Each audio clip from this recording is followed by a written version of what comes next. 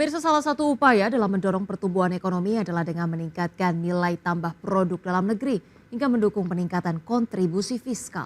Ekonom senior UOB menjelaskan bahwa upaya mendorong pertumbuhan ekonomi di atas 5% harus diikuti dengan dukungan fiskal yang memadai. Situasi global membuat pertumbuhan ekonomi ke depan masih dipenuhi ketidakpastian. Polarisasi ekonomi hingga inflasi global yang tinggi pada akhirnya membuat perdagangan tidak mengalami perkembangan, sehingga membuat potensi pertumbuhan ekonomi nasional turut terdampak. Dalam menghadapi situasi tersebut, ekonomi senior UOB, Enrico Tanuwijaya menilai dorongan kapasitas fiskal ke depannya akan sangat menentukan.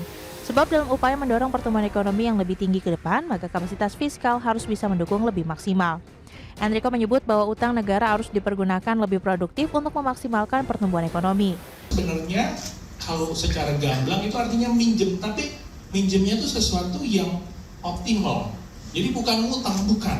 Tapi kita butuh bantuan karena resources kita terbatas, tapi kita mau bertumbuh lebih tinggi. Makanya bahasa paling kerennya itu leverage untuk kita bertumbuh di atas 5%. Dan kita itu punya capacity.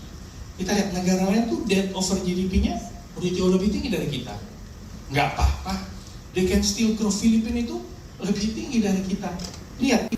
Selain memaksimalkan kapasitas fiskal, pemerintah harus terus mendorong upaya hilirisasi produk nasional yang lebih berkembang. Sebab dengan ketergantungan impor yang masih tinggi, potensi pertumbuhan ekonomi saat ini menjadi belum maksimal. Dari Jakarta, Rajo Patmo, IDEX Channel.